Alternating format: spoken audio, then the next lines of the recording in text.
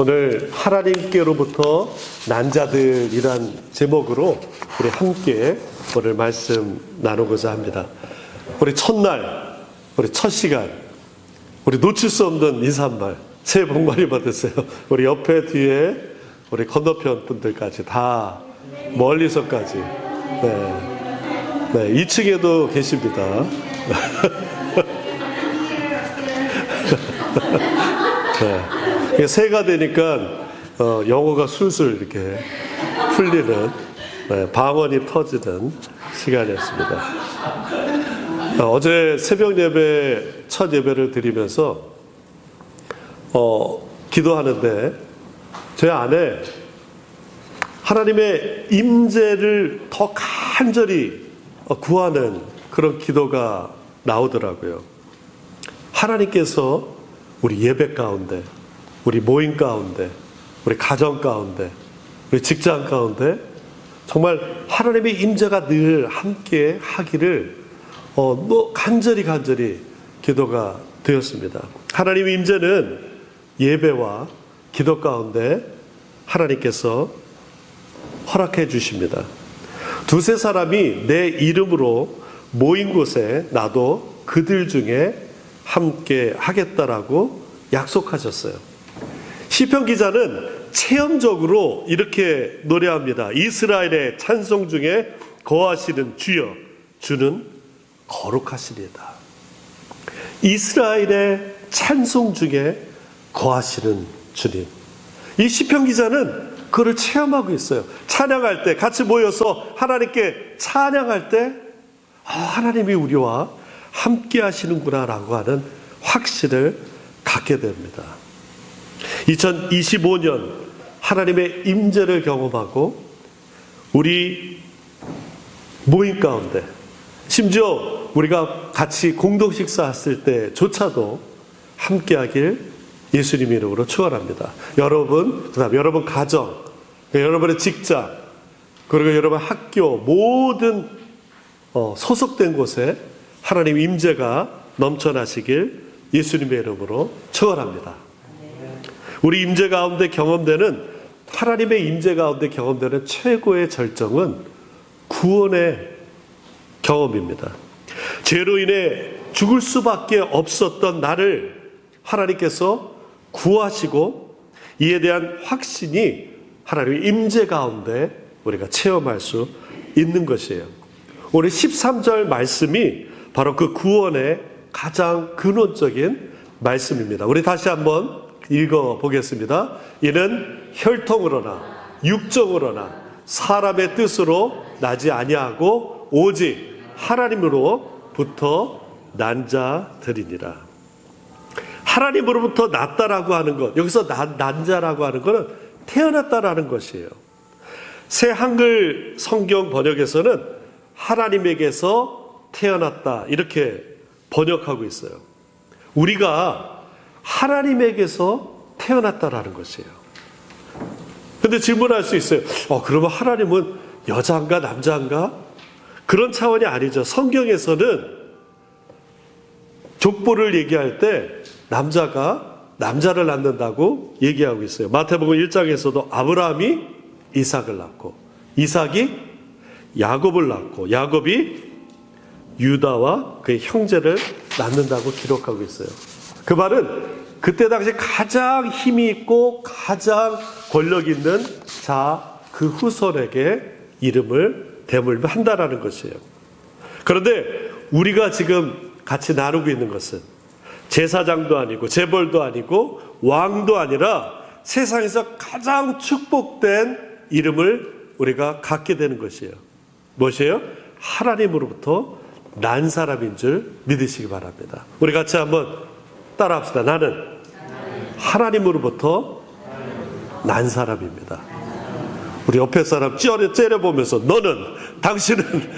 당신은 하나님으로부터 난 사람입니다. 네. 그렇게 행복하게 네. 왜냐하면 나도 하나님으로부터 났고 저분도 하나님으로부터 났기 때문에 내가 부러워할 것이 없죠. 기뻐하고 감사하는 것입니다. 그런데 하나님의 자녀가 될 수 있는, 하나님으로부터 난 사람이 될 수 있는 조건은 혈통, 육정, 그리고 사람의 뜻이 아니라는 것이에요. 예수님을 영접하는 것, 회개하는 것, 그리고 물과 성령으로 거듭나는 것이 하나님의 나라에 들어가는 조건인 것이에요. 회개하고 예수님 영접하고 물과 성령으로 태어나는 것이 하나님의 자녀가 되는 조건이라는 것이에요. 이것이 신앙생활의 가장 기본적인 기초인 것입니다. 예수님을 주님으로 영접하고 죄를 회개하고 물과 성령으로 거듭나야 하나님 나라에 들어갈 수 있고 하나님의 자녀가 된다라는 것이에요. 이것이 하나님으로부터 난 사람이라는 것이에요. 저는 우리 교회에서 목회하면서 목표, 사명, 부르심, 소명은 다른 건 아니에요. 여기에 있는 모든 분들이, 저희 교회 발들이는 모든 분들이 오직 하나님의 자녀가 되는 것, 오직 하나님으로부터 난 자가 되는 것, 오직 하나님의 임재 가운데 임하는 것, 이것이 저의 소명이고 부르심인 줄 믿습니다. 사도 요한이 가슴을 치면서 땅을 치면서 강조하는 것이 이거예요. 혈통으로는 안 된다는 것이에요. 사람의 뜻으로 안 되고 사람의 본성으로 될 수가 없다라는 거예요. 여러분 신앙생활에서 알잖아요. 10년, 20년, 30년 다녀도 하늘로부터 태어나지 않으면 안 되는 거예요. 단 1년을 우리가 신앙생활을 한다 할지라도 하늘로부터 태어나야지만이 하나님으로부터 온 사람이 되고 하나님의 자녀가 되는 거예요. 주님 영접하고 회개하고 물과 성령으로 거듭나시길 예수님 이름으로 축원합니다. 우리 한국교회 초창기에 유명한 부흥사 이성복 목사님이라고 계세요. 이 이성복 목사님께서 전도지를 항상 이용해서 설교를 하셨는데 명심도라고 하는 유명한 전도지가 있어요. 다른 말로 박군의 마음이에요. 박군. 네? 제가 박씨잖아요. 박군의 마음이에요. 우리 그림 한번 볼까요? 박군의 심정이라고 이렇게 있어요. 되게 오래된 그림이기 때문에 요즘 스타일은 아니죠. 박군의 심정.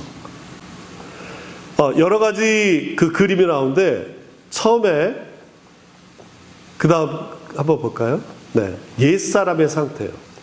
그림 자체가 아주 되게 고전적이죠. 상투 이렇게 틀고 거의 40년대, 50년대. 저기 이렇게 보면은 우리 마음에 뭐가 있어요? 하나님이 들어오기 전에 여러분들 보시면 염소도 있고 공작도 있고 돼지도 있고 거북이도 있고 호랑이도 있고 여러 여우도 있고 그래요. 이게 옛 상태입니다. 공작은 허영심이고 개구리는 자기주장이고 뱀은 간교함이고 표범은 혈기고 거북이는 게으름이고 돼지는 탐욕이고 염소는 음란한 상태를 얘기합니다. 옛사람의 상태 속에서는 성령의 비둘기, 하나님의 말씀이 들어올 수가 없어요. 그런데 회개하여 물과 성령으로 거듭날 때 우리가 이것이 이제 물러가는 것을 보게 되는 것이에요. 회개하는 10년 가운데서 말씀과 성령이 들어옴으로 인해서 혈기도, 게으름도, 탐욕도, 음란도, 허영심도, 자기 주장도, 혈기도 물러가게 되는 것입니다. 그래서 중생한 10년 가운데는 오직 예수 그리스도의 은혜가 성령의 인치심이 그 가운데 가득 차게 돼요. 그리고 주변에서 죄가 들어오지 못하게 되는 것입니다. 그리고 성결한 마음으로 오직 예수 십자가 붙들고 성령 의지에서 살아가게 되는 것입니다. 그런데 문제가 생겨요. 이 상태로 계속 가면 좋지만 이제 슬금슬금 유혹에 우리가 빠지고 그 뜨거웠던 열정과 마음이 점점 식어가게 된다라는 것이에요. 언제나 그 죄들은 허시탐탐 우리에게 달려오려고 합니다. 그래서 그 죄를 하나하나 다시 받아들이게 되고, 그러다 보면은 성령이 떠나고 말씀이 잊혀지게 되게 됩니다. 그래서 배기저의 타락 상태가 계속 유지되다가 회개하지 않는다면은 결국에는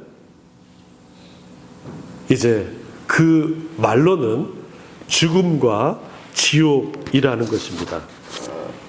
그러나 회개하여 다시 하나님께 갔을 때 하나님 예수께서 우리 마음의 왕이 되시고 그 영원한 생명 천국에 이른다. 이게 이제 박군의 심정, 마음의 전도지예요. 그 전도지 맨 마지막에 이렇게 쓰여져 있습니다. 이게 아주 오래된 표현이기 때문에 조금 익숙치 않은 표현이 있으니까 감안하고 들어주시기 바랍니다. 소년, 소녀들이여, 오늘 당신의 마음문을 예수께서 두드리십니다. 남자여, 여자여, 오늘 당신의 마음문을 예수께서 두드리십니다. 박군의 마음속에 들어가서 그를 변화하게 하신 것처럼 여러분을 위해서도 놀라운 일을 하시기를 원하십니다. 지금도 예수께서는 그를 사랑하는 모든 사람과 하나님 사이의 중보자가 되셔서 하나님 아버지의 오른편에 앉아 계셔서 역사하시는 것입니다. 복음이 우리 마음속에 들어오면은 우리 안에 마음이 밝아진다는 것이에요. 심리학자 데이비슨 허킨슨 박사라는 분이 의식 수준의 밝기라는 연구를 했어요. 여러분, 여기 조명들 많이 있잖아요. 이 조명들처럼 우리 마음에 밝기를 이분이 환산을 해 보았습니다. 보통 20룩스에서 1000룩스까지의 범위를 가지고 상태를 이렇게 본 거예요. 20룩스 정도면 우리가 감이 안 오는데 황혼역에, 그러니까 선셋 때 어두컴컴한 거 있잖아요. 근데 그게 한 20룩스 정도 된다고 그래요. 그리고 이 전구 75와트 그 전구를 탁 켰을 때 환하잖아요.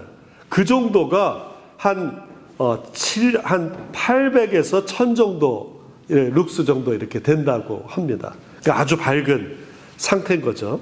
한번 들어보세요. 20룩스에서 50룩스는 아까 말씀드린 대로 황혼, 선셋, 어두컴컴할 때입니다. 이럴 때 우리 마음에 이 정도 밝기라는 거야. 야, 너 같은 사람은 지구에서 사라져야 돼. 부모님이 왜 너를 낳았는지 모르겠어. 야, 그 나이에 공부하는 게 무슨 의미가 있냐? 라고 하는 부정적인 이야기가 들리고 내 마음에 그런 것이 차 있게 되면은 우리 마음의 밝기가 한 20룩스 정도 된다는 거예요.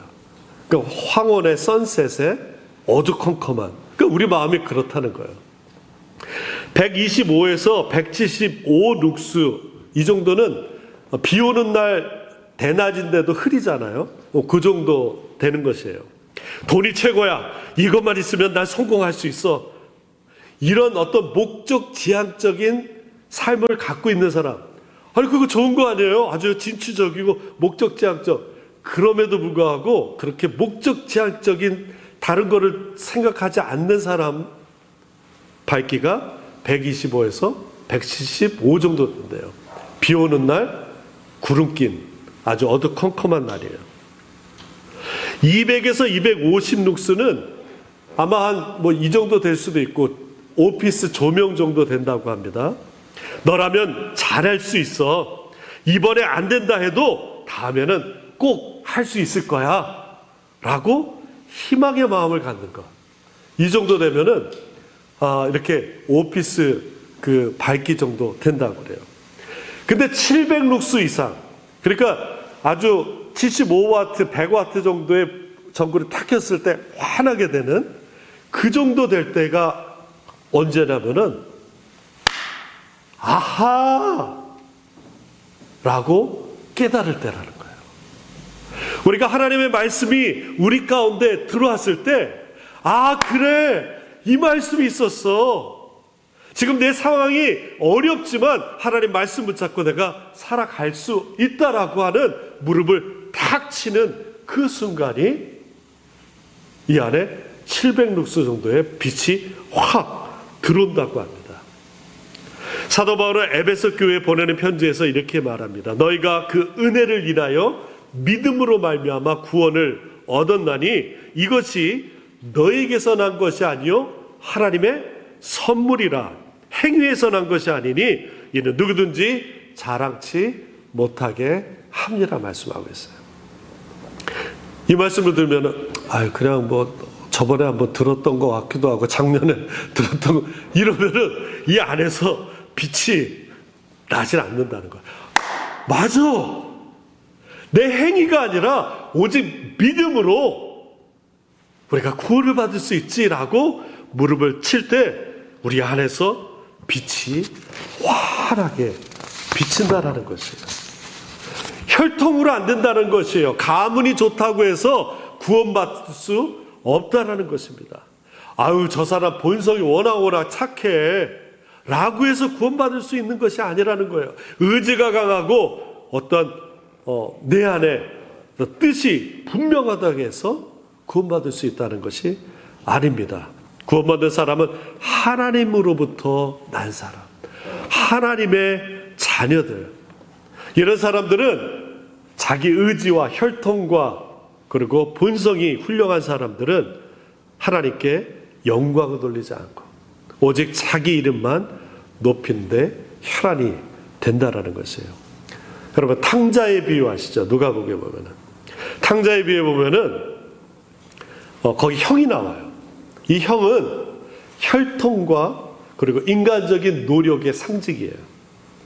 장남이기 때문에 당연히 아버지 유산을 자기가 많이 받을 것이라 그렇게 확신하고 있어요. 동생처럼 그렇게 방탕하게 아버지 재산 막 허랑방탕하게 쓰는 그런 사람이 아니고 나는 열심히 일하는 자부심이 있는 사람이에요. 여러분 유명한 팀 켈러 목사님의 책 탕부 하나님이라는 책에서 이 형에 대해서 이렇게 평가합니다. 좀 길지만 한번 들어보세요. 형들은 자신이 착하게 살면 삶이 행복해져야 한다고 믿는다. 자신이 기준에 부합하려고 열심히 노력하면 하나님이 평탄한 길을 주실 의무가 있다고 믿는다. 그러면 만약 당신이 형인데 삶이 엉뚱하게 풀린다면 어떻게 될까? 자신의 도덕 기준대로 잘 살아왔다고 생각하는 경우에는 하나님께 격분할 것이다. 좋은 사람이 되려고 그토록 열심히 노력한 당신에게 그런 일은 부당하다고 느껴질 것이다. 반대로 뻔히 본인의 기준에 미치지 못한 상태에서 삶이 잘못된 경우라면 어떨까? 그때는 자신에게 몹시 화가 나서 자기 혐오와 내적 고통에 빠질 것이다. 역경이 닥쳐왔는데 당신의 삶이 충분히 선했는지 자신이 없다면 당신은 하나님을 미워하다가 자신을 미워하는 양극단 사이에 비참함을 왔다 갔다 할 것이다. 그러니까 자기 기준이 강하면은 하나님을 그때 어려운 일을 닥칠 때 하나님을 미워하거나 자신을 혐오하게 된다는 거예요. 반면 그 허랑방탕하게 아버지 재산을 다 쓰고 거지로 돌아온 아들을 맞이한 이 아버지의 행동에 대해서 이 팀켈러 목사님은 이렇게 평가합니다. 그 집에서 제일 좋은 옷이라면 아버지의 옷이었을 텐데 이는 아들의 신분이 회복되었다라고 확실한 증표다. 아버지의 말은 이런 뜻이다. 나는 내가 빚을 다 갚을 때까지 기다리지 않을 거다. 뼈 빠지게 노력을 다할 때까지 기다리지 않겠다. 내 힘으로 자격을 얻어서 이 집안으로 다시 들어오는 게 아니다. 내가 그냥 너를 받아들이는 것이다.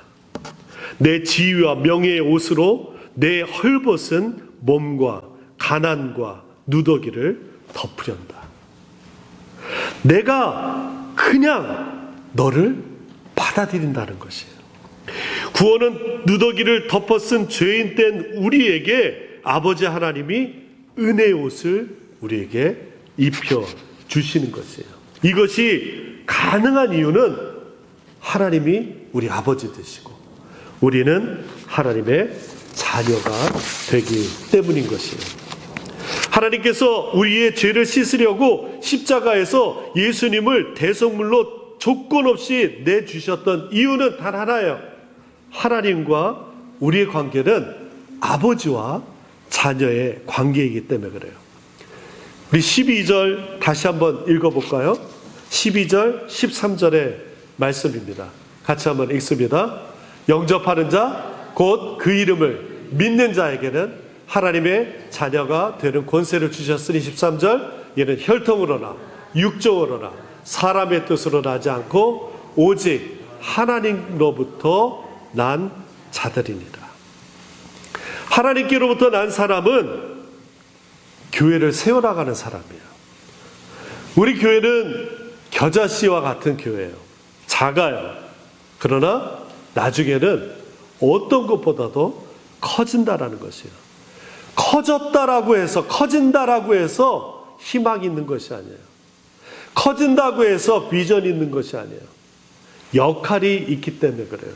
예수님께서 겨자씨 비유를 들면서 이렇게 말씀하십니다. 모든 씨보다 작지만 자란 후에 풀보다 커져서 나무가 되고 공중의 새들이 와서 그 가지에 깃들기 때문이다. 우리 교회는 작지만 커져서 상처받은 영혼들 또 하나님의 은혜가 필요한 영혼들이 와서 이곳에서 치유받고 힘을 얻어 하나님 나라의 귀한 일꾼이 될 줄 믿습니다. 말씀을 마칩니다. 예수님을 주님으로 영접하고 죄를 회개하고 물과 성령으로 거듭나시기 바랍니다. 그러므로 하나님께로부터 태어난 사람이 되고 하나님의 자녀가 되고 하나님의 자녀가 세상을 이기고 2025년에 하나님의 임재가 충만한 저와 우리 여러분 그리고 여러분의 직장, 가정 모두 되시길 예수님의 이름으로 축원합니다. 우리 오늘 말씀 기억하시면서 우리 함께 기도하시겠습니다. 하나님의 은혜가 하나님의 임재하심이 우리 가운데 충만하기 원합니다. 천국이 우리 안에 거하기 원합니다. 하나님의 영이 거하기 원합니다. 하나님으로부터 난 사람 되기 원합니다. 한 목소리 같이 기도합니다. 아버지